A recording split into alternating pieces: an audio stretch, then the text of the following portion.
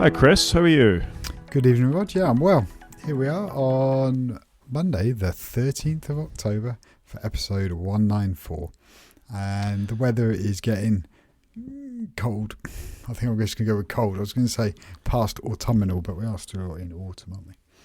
We are still in autumn just about. I don't know when official winter starts. Is it like 1st of November? I don't know. Oh, yeah, I don't know, mate. No idea, but it's getting a bit parky around this neck of the woods. It's not terrible though, is it, for this time of year? I got to say I was out in a t-shirt yesterday walking around here, so it's not awful. It's not awful, but it's definitely a degree or two cooler. Yeah, that's fair. It's slightly on the parkier side for sure. Yeah.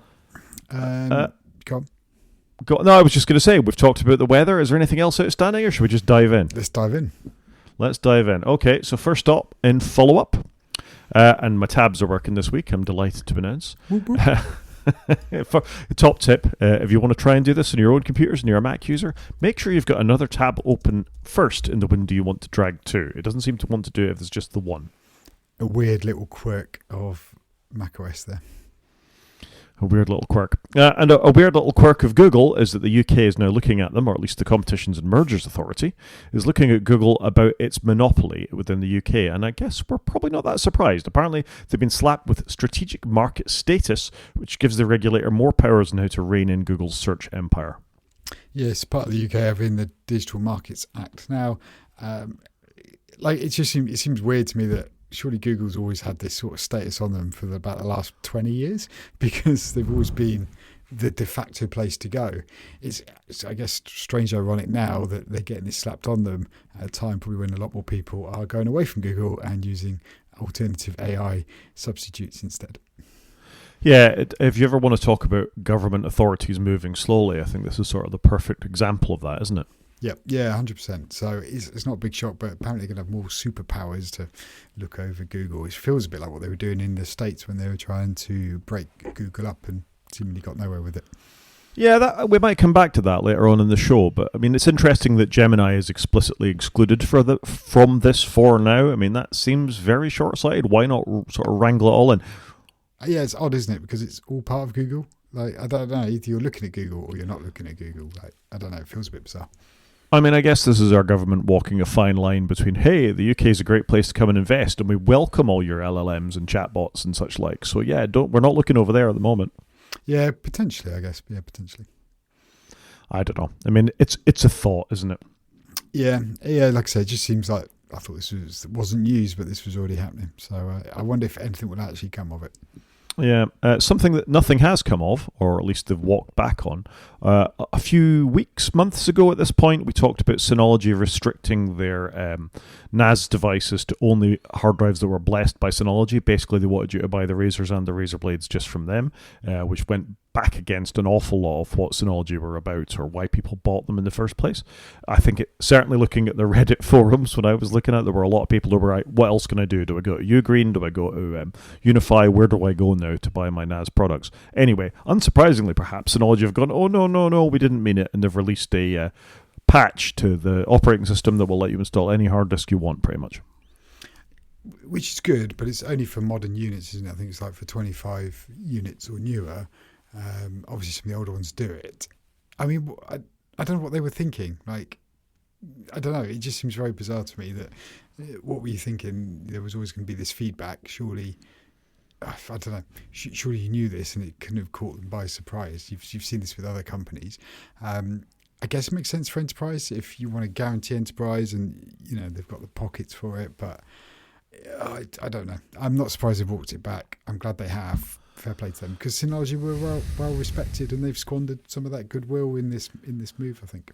No, I think there's a bunch of stuff there, isn't there? One is, would you trust them again? If they've done this once, might they try and do it again? So that would put me off buying another Synology hard drive. That compounded with some of their security choices of late, the fact that the means of getting in and accessing your dashboard, for want of a better word, from offsite is quite easily compromised. It's sort of a well-known hack to get in there and get at it. So if your Synology faces the internet, that's a bad thing.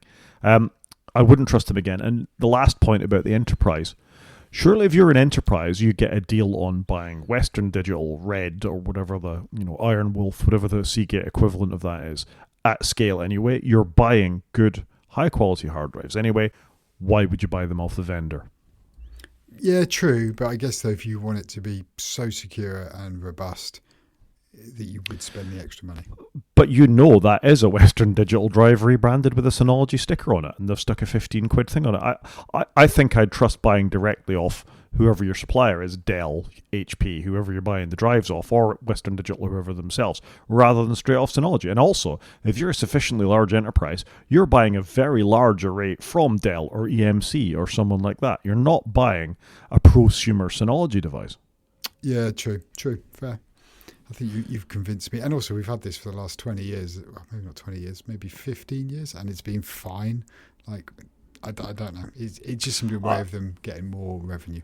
I think it's just fear on their behalf that there are more alternatives to Synology. You can build your own. An old PC that's lying around, it will give you a decent amount of RAID, and if you plug in a couple of backups to that, then it's good enough for most small to medium-sized enterprises, at least. And the bigger ones are just going to keep buying off the vendors they ever have. So I just think this is very short-sighted. They've lost a bit of the hobbyist market here, and that's a problem for them.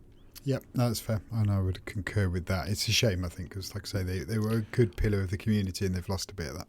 Yeah, there's a lot of that going on. Someone else who's a good pillar of the community is Riley Testelt, who is the vendor or the maker of AltStore. So if you want to get your Game Boy Cube N64, I think, emulators up and running on your phone or your Apple TV or whatever, then AltStore's been the place to go to that. Obviously, we know about the app marketplaces on iOS. He has one within the EU that was supported by Epic, which was good to see. Anyway, he has a blog post out that he's going to expand it. They're going to move out from just being in the EU to being within the UK and other nations where this potential other marketplaces are available. Yeah, this was interesting because I was trying to work out how they're going to bring this to these other markets, because it's in Europe because of the European DMA, and it's going to come to the UK next year. But what's going to change next year for them to bring it here? And it's also going to launch in Japan, Brazil and Australia by the end of the year. So I don't know. It just seemed I don't know how they're going to do it. I don't understand either. Maybe they're anticipating the deregulation, as we've been talking about in this podcast for a very long time. That we talked about Brazil being a particular area where it does look like they're fairly aggressively sticking it to Apple and saying, no, you'll open this up. And maybe this is what's going to happen. Maybe, as we said at the top of the show, with the DMA kind of having implications for the UK, maybe this kind of thing will happen in the UK as well. So I just think that they're kind of just getting on with it. These are all countries that we've talked about as deregulating or sort of disambiguating the App Store from the payment methods and all the other things that they want. So it's interesting.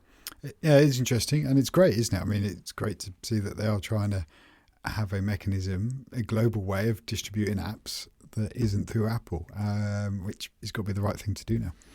I agree, and I'm not quite sure how it works, but apparently it's going to be federated as well. So in the same way that Mastodon is federated, the App Store will be federated too. So you'll be able to publish it on ActivityPub and other ways like Threads and like Mastodon does. So yay! Yeah. I don't quite know what that means. I guess you could have other clients, like you could have an AltStore client from them, or you could have a not AltStore client, and it would get the same feed and bring it all together, I guess. So you're going to have like an App Store network, like you'd have a social network, and you can send updates and new products that way, I guess. I don't know. It's going to be interesting to see this one play out, but it's quite cool. Yeah, I mean, it sounds innovative, and that's something I think we want in our app stores now, is a bit of innovation. Be it the Play Store or be it the Apple App Store, you visit it and you know what you're getting. Some very poor search that suggests some things that aren't the app you're looking for. You scroll 2 or 3 down, and then you find the thing that you want, and you install that, and then some fairly non-responsive reviews that's this app doesn't work on the beta version, and the developer doesn't get a chance to comment on that. So perhaps putting it within federated media, the developer can respond instantly to updates, comments, reviews, all that kind of stuff, and that's probably a good thing. Yeah, no, I agreed with you. I think it's a good thing, and I quite like the innovation here, that we're not just doing our App Store globally, we're now going to federate it and encourage others. So yeah, no, it's really good news. Yeah, something else that might not be so good news for you with your new and shiny iPhone 17 Pro is that the SmartGate, whatever you want to call it, the fact that the camera Mesa was being smashed up by chargers and things. MagSafe chargers in the Apple Store now have a little silicone ring around them to stop them scratching the camera plateau. Interesting. I always wondered why Apple made the MagSafe thing with metal ring around the bit where your phone touches it. Always seemed a bit of an odd design choice, and now we know it was an odd design choice. I think this is a nothingness, I guess, but I don't know. I've not had this problem. I charge my phone on MagSafe all the time at night. I'm holding it up to the camera. I don't think you can really see, well, it's hard to see anyway, but it still looks pristine, and it's not been in a case. Let's talk again in 6 months, Chris. It's still early doors yet, and I'm sure you're still, even in the back of your mind, treating it a bit like a baby. These devices in the stores are picked up and put down and moved around so and many abused times, aren't they? all the time by all the fingers coming in and sort of shoving them. So I think if there's one place you don't want your phones to get marked up, presumably, as I'm sure some of the devices in the stores end up on the refurbs store. I'm sure the Macs do too. So you kind of want to maintain some sort of level on them. What's interesting about the picture in the 95 Mac article here is that the ring that's been left on the phone by the Qi charger, so the MagSafe charger. So I think that's quite interesting in and of itself. Yeah, it is interesting. I've not, like I said, I've not seen it myself. But also, what has always been good about the Apple stores is you can just go in and touch the products. And yes, they've got security, but it's nowhere near as bad as what it is in other shops, in that you can actually feel the thing. It's not got some massive brick on the underneath of it weighing it down to the table. And this looks like the best solution they could have done, I guess. Yeah, I walked into what used to be Dixon's in Bristol Airport when I was flying out for my conference a couple of weeks back, and it was absolutely welded to the thing on the table. You couldn't pick it up and get a feel for it. And you can't even get a feel for it, so I think that's disappointing. I agree. Something else that's disappointing, as we talked about last week, has been Apple's response to the ICEBlock app. They took it off the store. Well, we're not the only people that feel like that, and neither is the rest of the blogiverse. This is an ex-Apple executive who actually wrote a letter to Tim Cook, Wiley Hodges in this case, who worked at Apple for more than 20 years, 15 years as the Director of Marketing and Product Management, also saying how disappointing it was that Apple had taken ICEBlock down. And when you have presumably very loyal employees like that writing to say things, I feel that's quite a big deal for Apple. It's not a great look, is it, when you've got an ex-director, writing like that, saying, look, you've handled this badly, you've done the wrong thing. Normally Apple people leave and they don't say a word. So, it's not good, is it? And we said about this, it didn't feel right that Apple were doing this. And they likened it to when Apple wouldn't give the phone over to the FBI when there was an issue and they wanted to get data off of it for a case. They stood by their principles then. Why aren't they standing by their principles now? Yeah. There's a nice quote from somebody called Joshua Aaron further down, that the safety claim that Apple said about pulling the app from the App Store being a thing. Capitulating to an authoritarian regime is never the right move. Apple has claimed they receive information from law enforcement that ICEBlock serve to harm law enforcement officers. This is patently false. And looking at some of the footage from what's going on from some of the ICE officers, I can only agree with that. But poor show, Apple. Yeah, agreed. Slightly better show, Apple, in our next article. It might be one for you to read from, because you'll be far more delighted about it than I am. Yeah, so this is cool. So they released iPadOS 26.1 Beta 2, and we seem to be getting a few features coming in this round of betas, which is good, because we didn't really get anything in the summer. There seemed to be literally nothing in any of the betas in the summer. But what they brought back onto the iPad now, on iPadOS 26, is slide over. And I think they've actually done quite a cool job with it. So on iPadOS 26, there was no slide over. On iPadOS 18, there was slide over, and you could put apps in slide over. You could have multiple apps, and this is if you weren't in Stage Manager mode. So that windowing. But what they've done with this slide over is you can hover over the green buttons or go to the window menu and go move this app to slide over. I often use it for messages, because that way I can put messages over there, and then you can just flip it off the screen, and messages is gone, and then you can just pull it back on the screen, or click on the messages icon, and it will put it back in slide over mode. And they've put like a nice little grey ring around it to denote that it's in slide over mode. But you don't just have to have tall skinny apps, you can actually drag the handle on the app and make it wider or shorter, so you can have any sort of size app, but you can only have one app. And whilst the internet was unhappy we lost slide over, the internet's now unhappy we can only have one app in it. I think this is great. They've responded quickly. I can't imagine they just put this back in in the last month. I don't know, they must have had some of this already in flight. I think it's quite cool. Would I like to see them do pages of slide over apps? Yeah, possibly. They could have, you could maybe flip between it if they could come up with the right interface. But it's really good. It's great that they're doing more stuff on the iPad, and it's great to see the iPad iterating quickly because we haven't had that for a while. I think this is good, but again, it strikes to me as just how rushed this beta period has been. That this is something that would have been in one of the pre-release betas that would have been out for a bit, fiddled with it, and then brought it back. And now they're bringing it back as like a significant change within the app, within the operating system. So, yay, but should never have gone away, really, and should never have been a thing. Apple could have released a developer note during the development process and gone, oh, slide over's going away just while we refine some things, and then it was back. As opposed to this, oh, everybody loses their minds because slide over's gone, and now it's there again. Yeah, I think that's fair.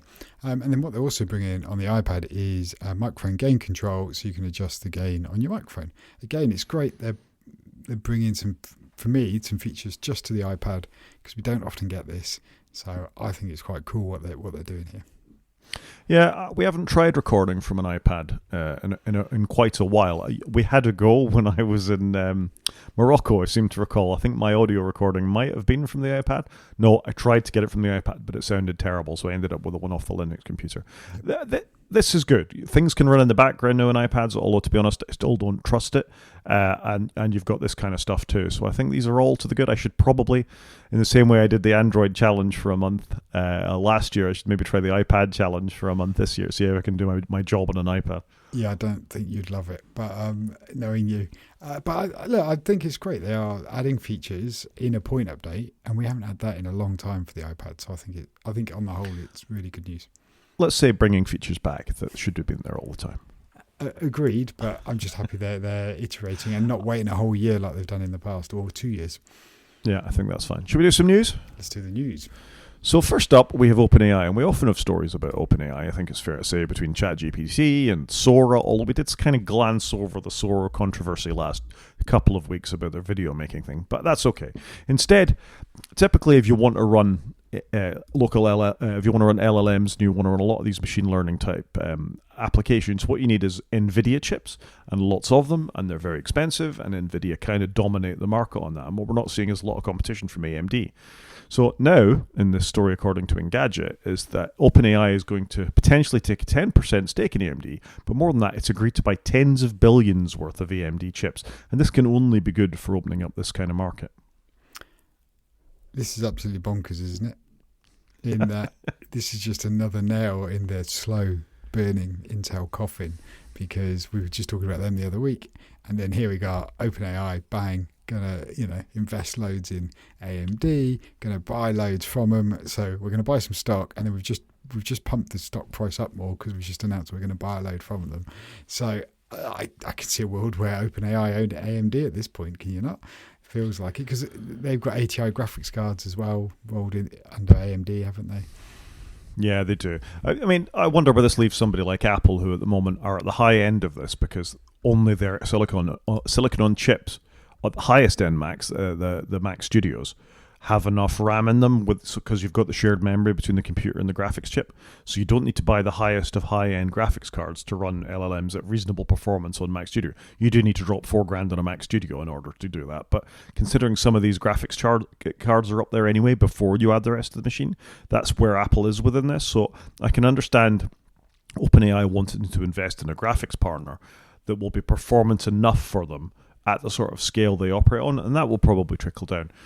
The sort of proviso on all that, or the sort of hesitation on all that, is this is going to burst. I mean, we saw the Bank of England putting out a notification last week that they think the AI bubble is going to burst any minute now.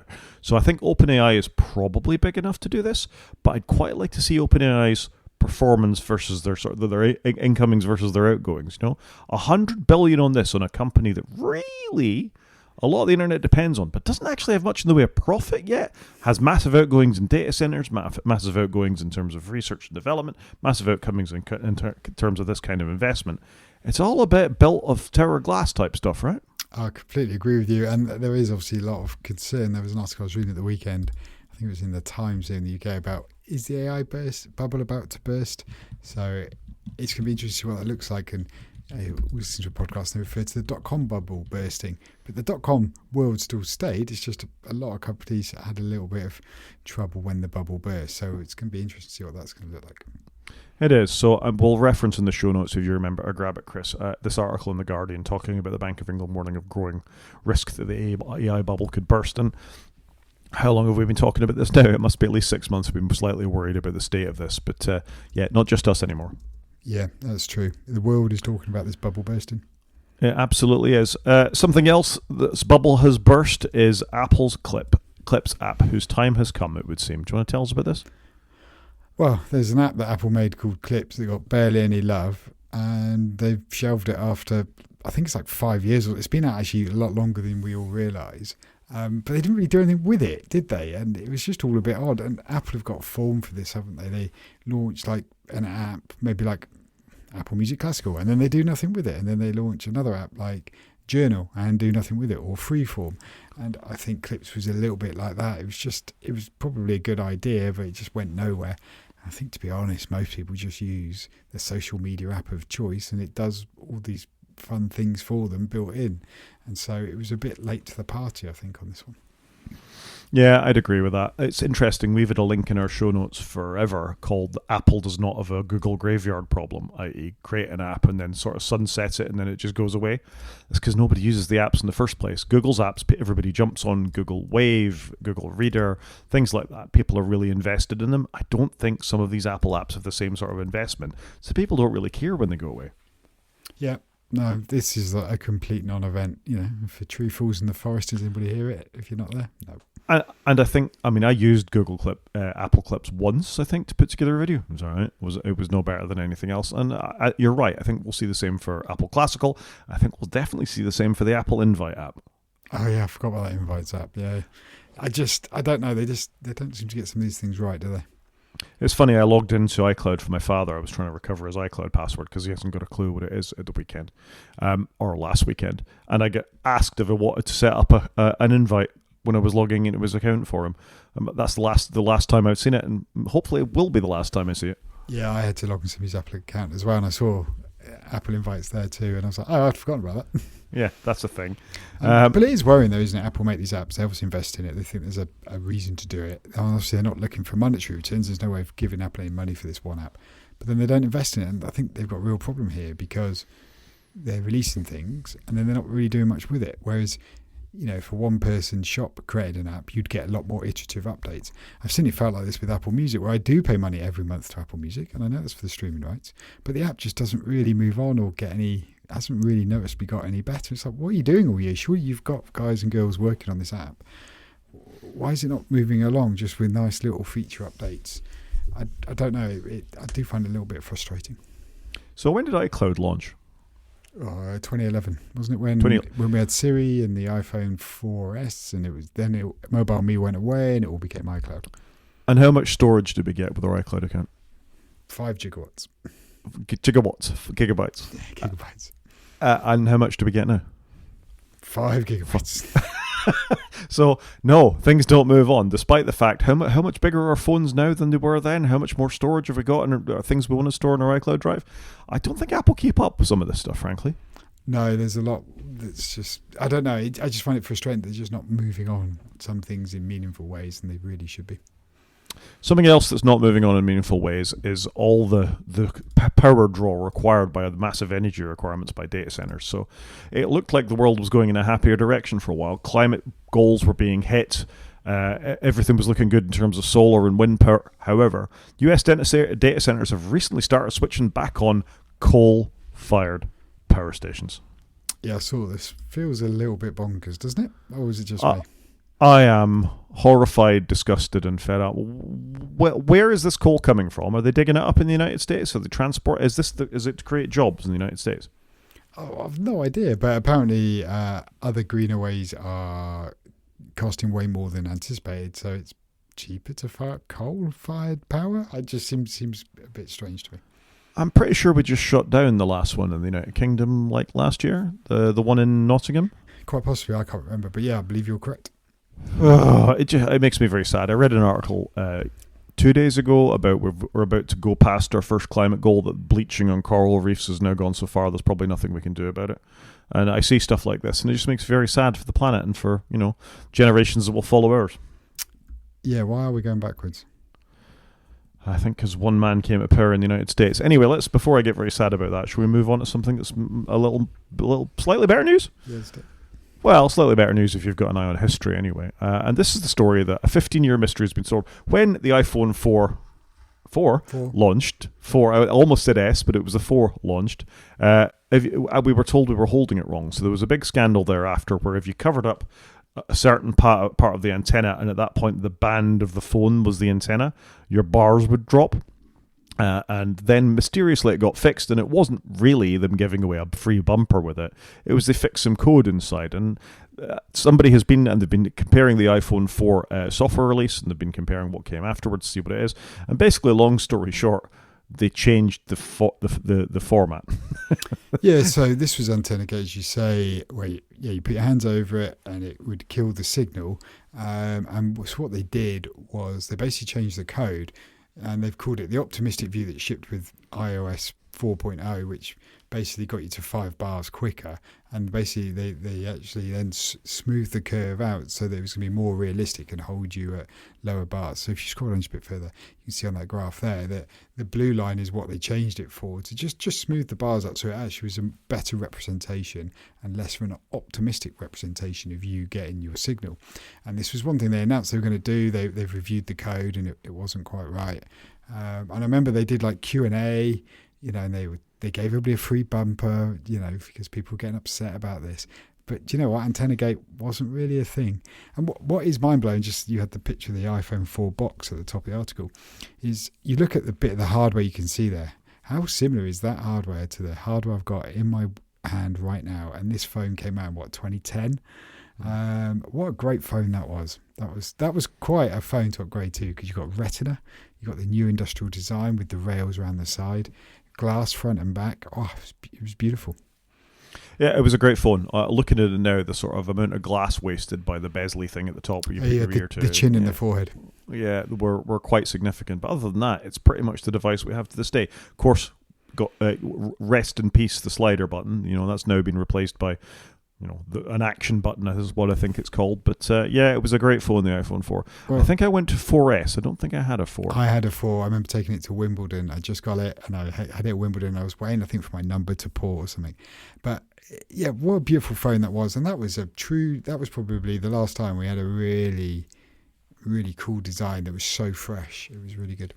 No, I must have had a 4 because I got a free bumper. They didn't give away the 4S, did they? Steve sent me a free bumper as well, but yeah. Probably those days. Moving on, and speaking of environmental catastrophes, you and I were thinking a couple of weeks back about, God, they put a lot of Starlinks up there. What happens when there's too many? Well, they seem to lose 1 or 2 satellites a day in Earth's atmosphere. That seems a lot. It feels a little careless, doesn't it, to lose a satellite or 2 a day? This just makes me think of the film WALL-E, where you have, and when they launch the rockets from Earth and they basically fly through a load of space debris to get out of the atmosphere. I'd hate to think what it looks like. It's just rather mind-blowing, isn't it? Yeah, there's an awful lot. You think if Starlink is 30,000 satellites and they're putting all these other satellites up there at the same time, that is an awful lot of debris in low Earth orbit. Yeah, I don't know, it just feels absolutely bonkers, doesn't it? Yeah, it does. Apparently, there's a thing called the Kessler syndrome, which is so much debris clutters Earth's orbit that one collision can trigger a chain reaction that further impacts and potentially makes parts of Earth orbit unusable for satellites. So, if you've seen the film Gravity, that's that. Yeah, actually, do you know what? That is a film I think I need to go and re-watch on my OLED TV, because I really enjoyed that film, but I haven't seen it for a long, long time. I think it'd be good to go back. It's a cracking film. I went to watch it in IMAX in the cinema, and it looked, sounded and felt fantastic, and I love that film to bits. I like the fact that they've got, oh gosh, I've forgotten his name now, Ed Harris, who plays Gene, the flight controller for Apollo 13. Yeah. I can't think of his last name. Gene. We go with Gene. Gene Cernan, something like that. Anyway, he's in that film as the flight controller again, so it's just a nice little nod. He doesn't appear in person, but his voice is there, and it's a terrific film. He's so good. Terrific. It's a terrific film. Yeah, if not, this is horrifying, but the film is great. Agreed. Something that isn't great, and I couldn't even bring myself to watch the whole thing, actually. I sent you the link, and I don't think you even started it, is Apple's advertising. So ahead of us recording today, I have gone and watched some of this because I was like, "What is this about?" I remember you saying you couldn't watch it. It's longer than most YouTube videos. It's like 8 minutes long. Apple have done a advert mocking Windows PC's blue screen of death. But what a shocking video! I don't really understand what they were thinking of. I don't know. It feels like a home goal. I am genuinely baffled by this. When is the last time Apple put out a truly good advert? Because we've been talking about how bad Apple advertising is since the press thing that happened with the iPad. I quite liked the press thing. I know it was very bad, but I actually thought it was. I could see what they were going with that one. I could see what they were going for with it. It was badly executed, but I got the concept. This is just horrific. This is a bad advert. The iPad advert, forgive me, Chris, was bad. Crush all of human endeavour, the things that actually matter in art into one iPad. I don't think so. But you get the concept. They'd been better to have like a funnel, and it was, I don't know, and you could do it all in your iPad. That's what they're trying to show, isn't it? You can use this iPad to do so many creative things. Again, run it in reverse. All these creative things come out of the iPad. That would be fine. Literally, just maybe you should just pitch that to them. Yeah, that's all they needed to do. And then, if you recall, there was the Apple Intelligence adverts start featuring a bunch of, let's not beat around the bush here. Lazy people who wanted Apple Intelligence to remember their birthday or create them a photo album rather than going out and doing something actually interesting. Or the actor from Game of Thrones doing, I can't remember this guy's name. Tell me his name from a meeting. None of which was actually possible with Apple Intelligence. So they're on a real losing streak with their advertising at the moment. Yeah, no, agreed. And this blue screen of death, you shouldn't be poking fun at your competitors, should you? That's just a bad place to be. It was relatively charming when John Hodgman and Justin Long did it back in the day. I'm a Mac, I'm a PC. But Apple were truly the underdog at this point. It's not funny when you're the 20-pound gorilla in the room. Well, yeah, you're the behemoth now. Yeah, you are the IBM of the day. Moving on, and just a slightly worrying story. I remember reading a story years ago that if you had a modem sitting on your desk with a light blinking, a sufficiently motivated attacker could reconstruct what was going over your modem by watching the blinks and filming it. I mean, you're not going to have a great time doing that, and nobody uses modems anymore. But this is a story from the Register about how if you have a sufficiently high DPI in your mouse, 1200 DPI and above, the vibrations could be captured by the DPI sensor and your conversation could be recorded to about a 60% reliability on your voice. That feels a bit bonkers, isn't it? A $35 mouse was used to test the system, and they managed to get 61% accuracy depending on the frequency of your voice. Yeah, that's crazy. Yeah, that is crazy. I thought this was going to be about actual mice with microphones in them, but it's not. It's very clever, but crazy. It's extremely clever. So you managed to get one malicious app, and you can imagine the cybersecurity potential for this. 60% is not great, but it's also not dreadful. If you could reconstruct, 60% of a sentence, never mind every word in it, you're probably going to be able to get the gist of a conversation based on that. Yeah, that's fair. So imagine you're just talking about your passwords. So you take this and you combine it with something like, that lovely Microsoft tool that records your screen all the time. You're going to get an awful lot of potential information about somebody. Everything they're looking at and everything they're talking about them, that's potentially amazing for somebody who wants to hack your credentials. Thankfully, I'm using the Apple Magic Mouse here, which hasn't been updated in so long. I think I'll be all right because it's using really old tech. Also, I think the DPI on that mouse is so low there's not a chance. Yeah, that's what I mean. It's going to be horrific. So I'm good. It's a prehistoric dinosaur. You don't use other mice at work, no? I do have the Logitech Anywhere MX3S. I got the name wrong. But I like the Logitech stuff because it does the 3-channel pairing, which I do like. Yeah, as I'm sitting here on my MX Master S 3S thing, whatever it is, then I think the DPI is too low on it. I used to have one of those. I just find those mice too big now. I like it. I like the fact it's got the scrolly left and right wheel on it as well, although I was swearing at it earlier in iTunes, or Apple Music as it's called now, because it won't let me scroll right and left. Oh, that's a bit rubbish. But that bit is a nice feature. The mouse is too big. I sold mine, and I've gone for these. I've got a couple of these MX, like I say, 3Ss because the multi-channel is good. It's very handy if you look at wide data quite a lot of the time. Moving on and sticking with data breaches, Red Hat is not having a great time. Red Hat is a data breach that actually consists of downstream suppliers as well. So say, for example, your enterprise has a contract with Red Hat to manage your open source software stack or any sort of kernels or servers you're running.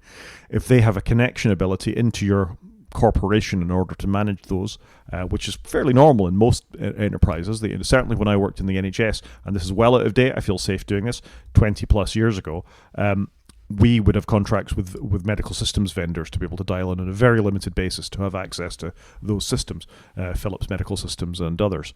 So Red Hat having this kind of information doesn't really surprise me. Anyway, this may have got out as part of the Red Hat breach, and that is a very bad thing indeed. That is not good, is it? There's a lot of breaches. They don't seem to be going anywhere, do they? We seem to be reporting on them more and more. Yeah, I don't think this is going to go away, and we know that the LLMs, ChatGPTs, can actually be persuaded to assist with these kinds of breaches. So it's a really difficult world out there, folks, and I'm not surprised, really, that big companies, who have we talked about this year, Jaguar Land Rover, Red Hat, Harrods, Marks & Spencer's, the Co-op, I could keep going, have all been broken into. The American government was putting their credentials on unsafe servers as well. So, yeah, it's dangerous times. Agreed. And I don't know, you'd have thought people might have learned by now. And apparently, you have some breaking news for us. Yeah, it's just one I chucked in at the last minute. Apparently, Apple TV Plus is just going to be named Apple TV, so we can have more confusion with the hardware and the app. So you're going to have Apple TV in the Apple TV app on the Apple TV box. Fantastic. So there you go. I hadn't seen this. No, it's literally just come out as we started recording, and I just popped it in there. But I was just going on the Apple One page, because on Apple One you get iCloud Plus, Apple TV Plus, you get Apple Fitness Plus and Apple News Plus. They're all the plus ones. And you get Apple Arcade and Apple Music. And I did think it was odd they didn't move Apple Music and Apple Arcade to have some form of plus in their name. But it feels like they're going the other way, which kind of makes sense, because the plus always looks a bit messy, doesn't it? Yeah, when I speak to people who don't have Apple TV about you should be watching Slow Horses or For All Mankind or something like that, they say, where do I get that? And I say, it's on Apple TV. And they go, oh, it's on Apple. And I go, no, it's on Apple TV. Oh, Apple. So I think there's still a lot of confusion. I mean, it confuses us enough as Apple types. It must confuse non-Apple types even more. Agreed. And I think where they were slow to get it on other devices, people still think you need some form of Apple hardware to watch it. I'm glad they're dropping the Plus. I never really liked it. Apparently it's going to come with vibrant new branding. I wonder if this is going to be part of the 26.1 update that will be coming, because they're going to have to go through all the apps and rename it and the web stuff. So there you go. Anyway, that was it. Vibrant new branding. Does that mean they put the colours back on the Apple logo, or does that mean it's all liquid glass and you can't see anything? I'll be honest, the Apple TV branding has generally been a bit dull. It's been very Sony-esque with the bong that you get when it starts and the look and the feel. But even Sony had like a nice lens flare on it or something. So I think it'll be good if they do something with it. I think it's more HBO than Sony. I think they've gone for that the sort of static that HBO used to do at the start. Yeah, maybe. But it is just a bit dull though, isn't it? Well, we're talking about it anyway, so let's stick with media, I think, is probably the right thing to do here. Look at that, beautiful. Beautiful transition. It's straight into media. This is an article in Deadline that apparently Apple is going to postpone the Jessica Chastain thriller, The Savant, based on current events. So we talked about this before when it was being postponed.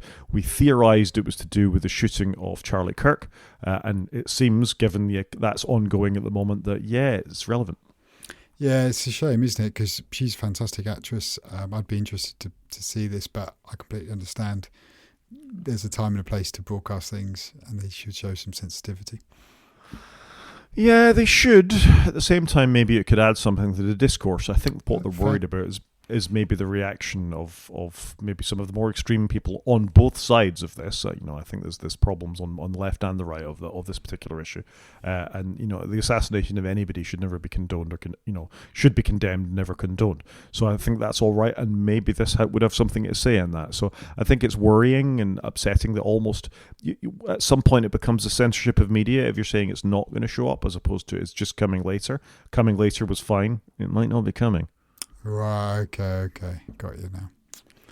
I think they should still air it, but just air it and release a press release at the same time. Look, we took the decision to pause it to be sensitive to the situation, but the work is complete, and we think people should watch it. I'd agree with that. So anyway, I mean, it is a concern. Moving on, something that's not a concern. I didn't get any of my Bond watches in this week, but I've done quite well watching things, I must say. And one of the things I've managed to watch is Hot Fuzz, which is, the more I think about it, it's definitely my top 3 films of all time, I think. Now, I've rewatched this quite recently. What a film. It's a great film. I did smile at the weekend because my youngest son told, I think, my brother to jog on. And I said to my youngest son, have you seen Hot Fuzz? And he was like, no, Dad. And I was like, we must watch Hot Fuzz. Do you think it's suitable for a 12-year-old? I think it'd be all right. Oh, there's a couple of quite gory bits. There are a few gory bits, you're right, aren't there? Especially particularly, the church steeple falling on the journalist's head is and the spike at the end in the model village. Yeah, there's a couple of really quite gory bits in Hot Fuzz, and some choice language and some sexual beyond innuendo. They watched Clarkson's Farm. I think we've covered all language and sexual innuendo. Yeah, all right, maybe. However, having said all that, it's a terrific film. It's one of the few films I can watch over and over and over and always find something new in. And both the critics and the audience agree with me on this one on Rotten Tomatoes. They're both around the 90% mark. It's a bit Back to the Future 1-esque in that it's a near perfect film. Yeah, I'd agree with that. There's very few films that I would put, and it is that film that you can always find a reference for that fits into almost any conversation you're having. Such a good film. It's so good. It's fantastic.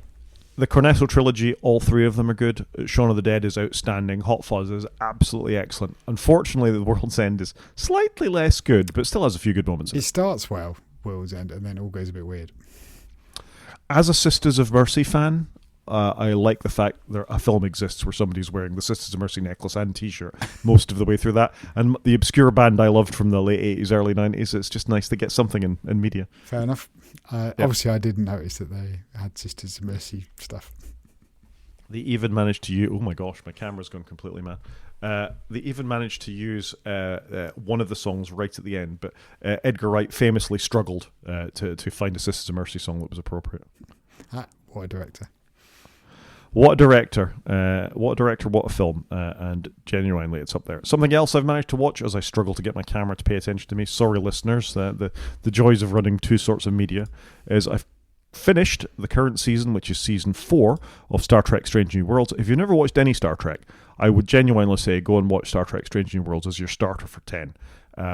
Not only does the captain have the best hair, and I have an extreme man crush on Anson Mount because of this hair. I think I could pull it off myself if I could grow it so long. Yeah, you should 100% grow your hair like that.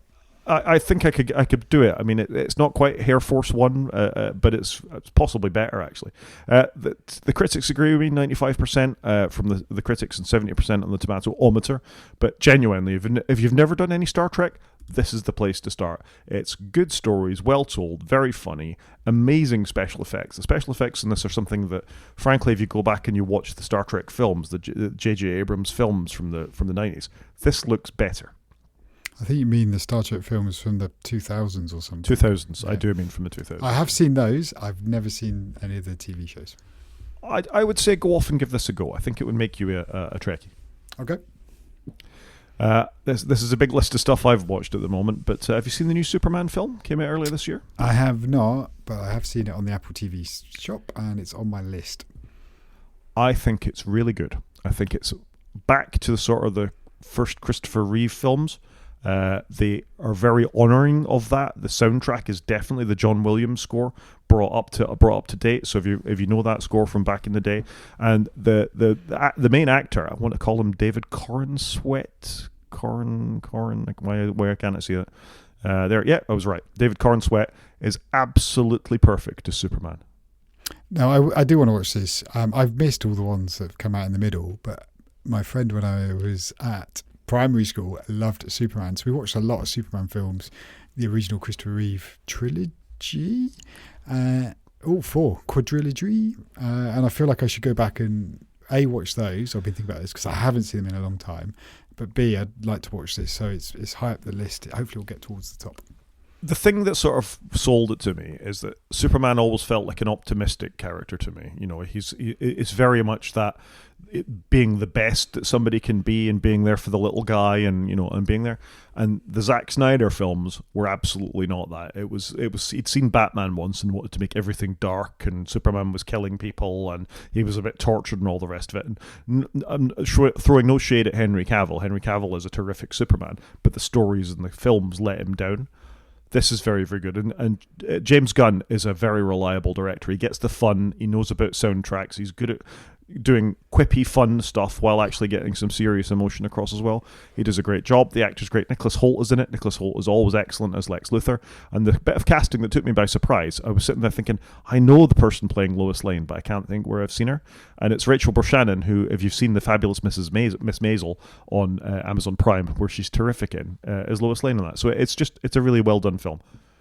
Right, then it's definitely gone up the list, and 90% on the popcorn meter. Fantastic. Yep, well worth a watch. Sticking with my superhero thing, you can tell I've had a little bit of time on my hands recently to get some actually media watching it, is Thunderbolts. So this is Marvel kind of returning to some decent films. They've had a very poor period. I think the last 4 or 5 films, actually anything since the last James Gunn film. The last James Gunn film was Guardians of the Galaxy 3 before he switched to DC, have been, I won't call them drivel, but they haven't been very good. Not very engaging, not very interesting, and an over-reliance on, I think, what Hollywood calls the sky beam.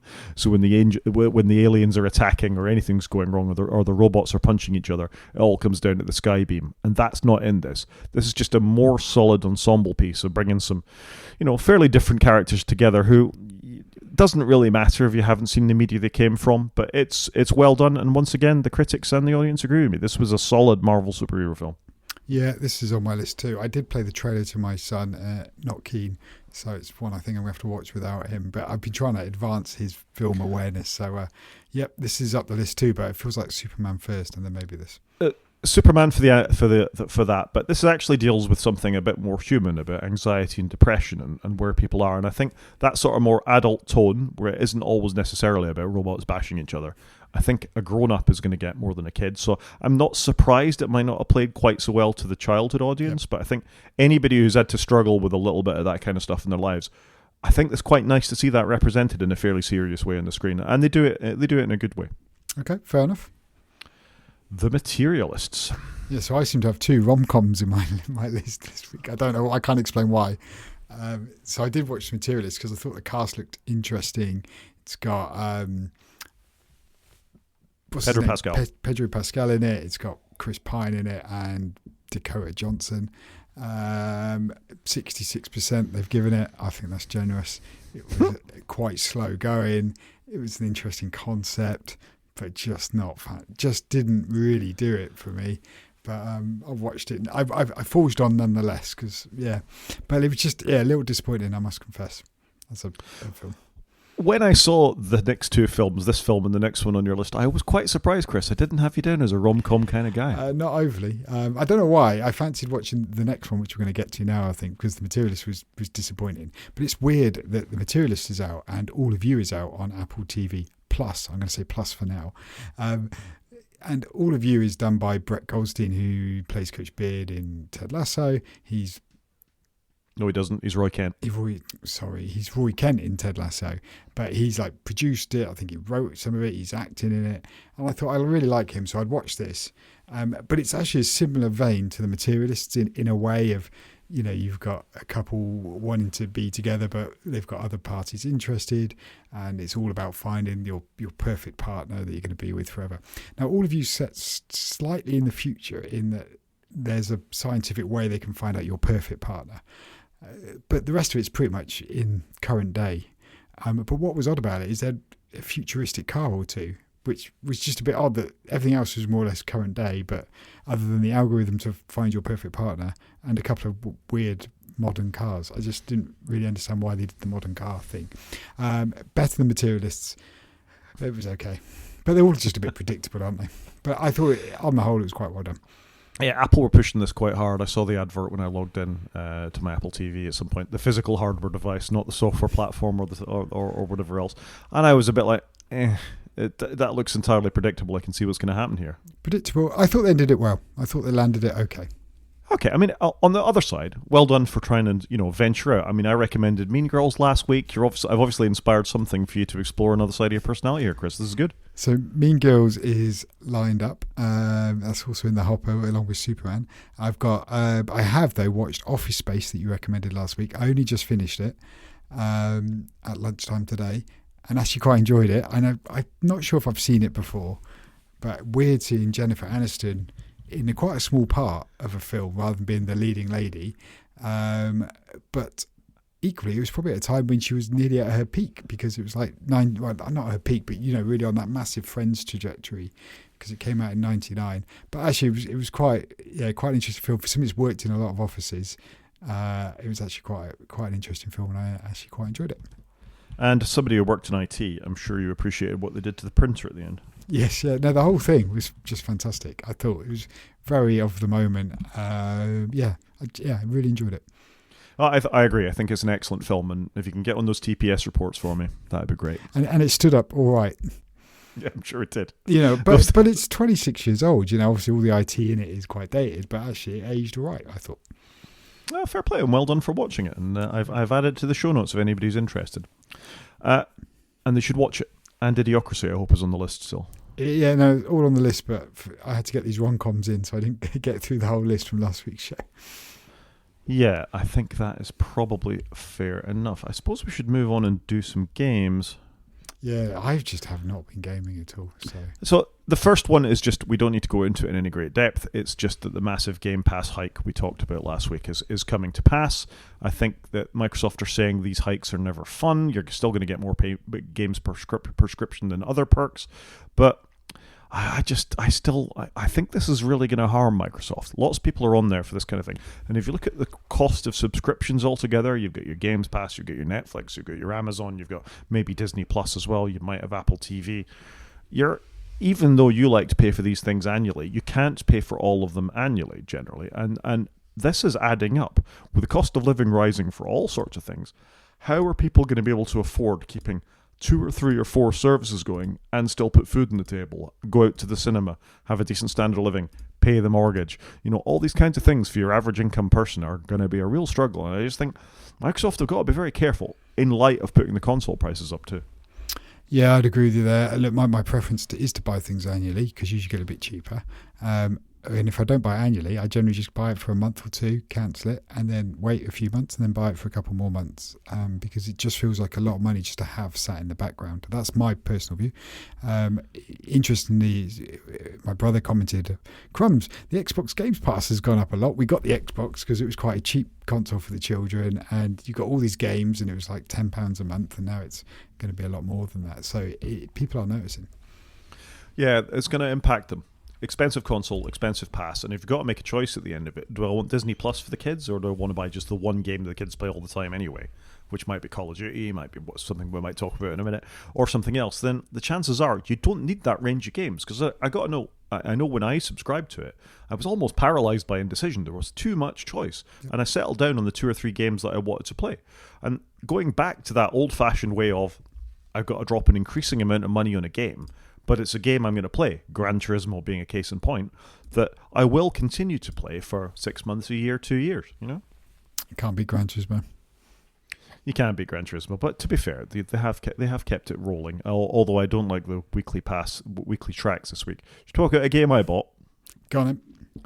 So annoyingly, the video is not showing on this, but I picked up Battlefield 6. Battlefield 6 came out on Friday. Which you were obviously going to buy. I was always going to buy, because I think I've bought every Battlefield game, certainly going back to Bad Company 2. I did have the original Battlefield back in the day. I didn't really play it. I picked up Battlefield 2, but didn't have any friends online at that point, so it wasn't a massive draw to me. But since Bad Company 2, I've been a fan. I like my first-person shooters. I've obviously played COD the last few generations. And this is... It has been agreed a return to form, I think it's fair to say. Battlefield 2142 was not great, released with very few maps, very few weapons, a story nobody really liked, and it was all a bit limited and poorly thought out. Battlefield games rarely launch well.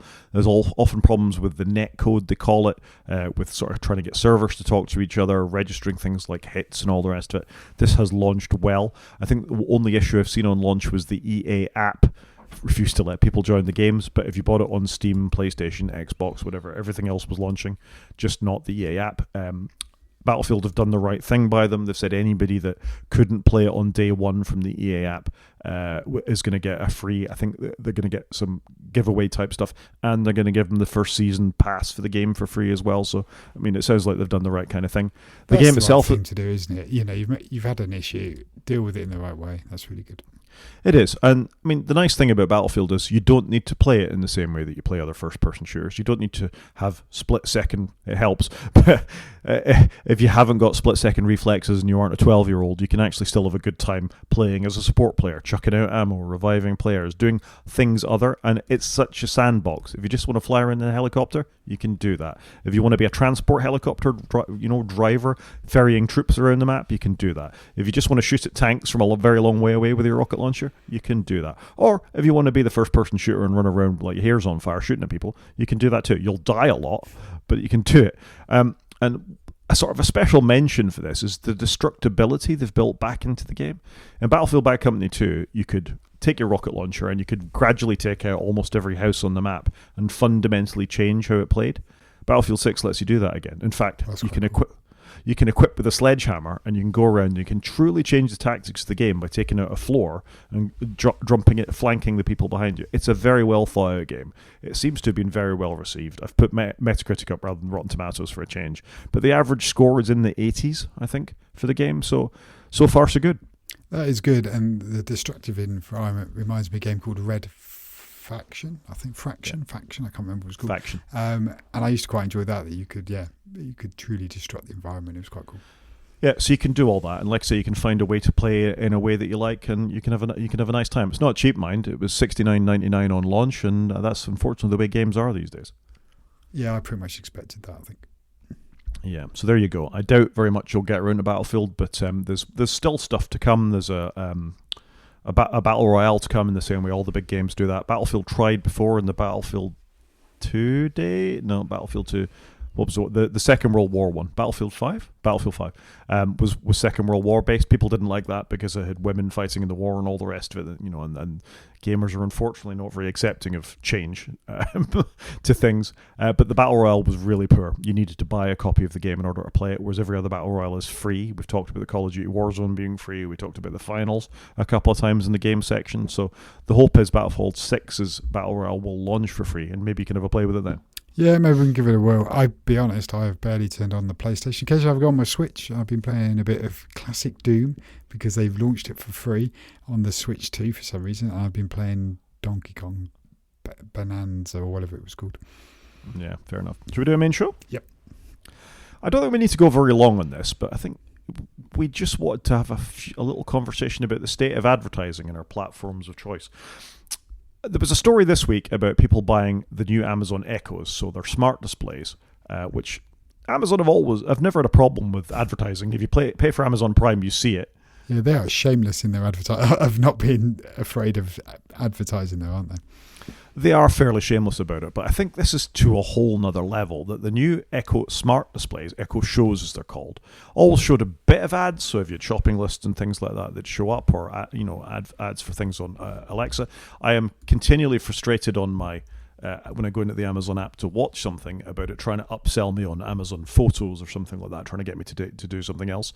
But apparently the new devices that will on home screens, there's a huge increase in ads. They're showing ads for Alexa Plus, generative the new voice assistant, ads for shows that you're going to watch, ads for making use of that all the time, and they're taking over increasing amounts of real estate on the screens.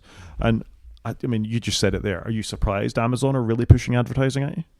Yeah, not at all. My parents have an Echo Show and it's always got some form of advert on it. And because it's got that, I never look at the thing because I just assume it's going to show me an ad. I'm not really in the Amazon ecosystem, but it is frustrating, isn't it? I do have a Kindle and I will usually pay the 20 quid not to have the adverts on it. But I guess we just live in a world where we're blind to it now. But we're not, though. So there are people, Verge journalists particularly, who have a number of these devices, and the journalist is seeing ads for elderberry herbal supplements, Quest sports chips, and tabletop picture frames, including in our personal photo library. So one of these devices, when you set them to show your photos, you'd expect it only to show your photos. Presumably, if there's a way to unlock that, then you'd do it. So that's fairly slimy. That is a bit slimy. But it made me think, is it really that different from what the rest of the industry is doing? So we have talked for a long time about Microsoft showing ads inside of the Start menu. I'm trying to find the right link to the Verge article where we talked about this before. Here we are. Where Microsoft was testing ads in the Windows 11 Start menu, and this was in 2024. And we've certainly seen that since. You and I have both installed Windows machines where we have seen advertising in the Windows Start menu, yeah? Yep. So this is a feature of the operating system. So you got them in Windows 10, you absolutely get them in Windows 11. The start bar, which sits in the center of the screen now, is polluted with these things. And if you actually click start on it, you'll see more adverts for Netflix, Spotify, whatever else, things within the Windows App Store, within the operating system. And they're making it worse by the fact that you can't now easily remove local account setup when you install Windows for the first time. And again, their justification for taking out, they call it OOBE, out of box experience, which used to be able to hit Alt F4, type in one command, and you'd be able to skip the internet account creation. You must have a Microsoft account in order to set up Windows. Corporately, you can do this because you can have a script or something that does it. Windows for Enterprises allows you to remove this. But any of the home version of Windows, Pro included, they're trying to make it even more difficult to do this. And they say they're doing it because users might miss vital setup screens. And what they mean by that is the ability to opt out of advertising. Or the ability to give them money for their O365 subscription, because Windows does push hard on that. Like, oh, you need to set up, your Microsoft account with OneDrive and this and that and give us some money. So I just think, is what Amazon is doing on their Echo devices all that different from what Microsoft is pushing on you? Because let's face it, as we talked about with the Windows version of free Outlook, they sell their ads to 616 or whatever it was favored partners to push all your data off in that direction too. So it's not just selling Microsoft products, it's selling your data about the usage of Microsoft products and how you use them to their carefully chosen advertising partners. Yeah, you're right. And I put a link in the show notes as well to Microsoft Outlook, because if you have the free version of Outlook, the first thing in your inbox is an ad every time. There's an ad there, but it looks just like an email. I know it's got the word ad in a small square box, but to me, it just looks like I've got an unread email at the top, and that would drive me bonkers. And I get why they do it. They want you to pay to upgrade, and it's like a couple of quid a month or something, or you get adverts. But wow, it's bad. I think it's a bad look when Microsoft is scrabbling around for a couple of quid. But even when you pay it, the chances are you're going to get the adverts. Amazon have proven that. You pay in most cases. All right, people get Windows with their computer. But if you buy Windows, which people still do, and if they don't know what they're doing, they're still spending 160 quid for a Windows license, you'll still get adverts. So paying for it doesn't make it go away. I'm an Amazon Prime subscriber. I have to pay another amount again to have the adverts removed. Netflix has an ad-based tier these days. And even if you pay, you may see pre-roll. And we're going to talk about Apple in a minute. Google definitely do this. So I am a Gmail person as well. I use Gmail, not for all my email, but for some of it, the stuff I expect to get spam from. I don't pay for Gmail, therefore I am the customer. Therefore, one of my inboxes always has ads stuck into it. So I expect this behavior from Google. Microsoft are copying this behavior. Amazon are copying this behavior. It's, where does this end? But it's interesting with Microsoft, though, because they're copying it for you using the client, not for using their email service. They might do it for their email service too, but they're also copying it because they're just using it if you're using their app, just the free app. That's their way of, I guess, paying for the free app. Yeah, all of it is bad, is sort of the be-all and end of it. And then I'm going to struggle to show it a little bit, but Apple are doing this now too, aren't they? Let's face it. But Apple only do, and I can show it on the screen because I've got a advert here in settings to buy Apple Care for my brand new iPhone because I haven't bought it yet. So Apple are doing it too, but they're only doing it to upsell their own services. They're not. But doing how's it that? to sell others? It's not great, I agree, but I guess they're not selling it to third parties. But how's that different from Microsoft trying to upsell you on Office 365 when you first launch Windows? True. No, you're in that scenario, it's exactly the same. And what annoys me is, why have I got a red notification circle on the settings app that I can't remove, and it drives me bonkers. Yeah, and then you take that to the next level, and they did in America when the F1 movie launched. They were pushing adverts for the F1 movie directly into people's wallets. Yeah, that's not the Apple we expect, is it? It's not good. So, the conclusion I'm coming to is all of these companies are the same.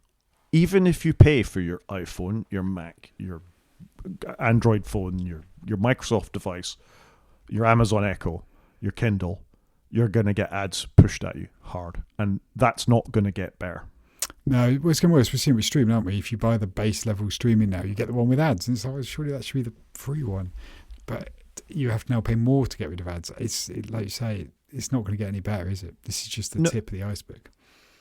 Why should we have to deal with this? This is the thing. And again, when stuff like this starts happening, I look at my Linux PC and I think, I don't get any of this. All right, when I go on the web, of course, I'm bombarded with ads. But it's ridiculous for a device that you pay for on software that you control largely, where we're ceding control that we don't want to give away with the app stores and the marketplaces and the Windows Store and all the rest of it.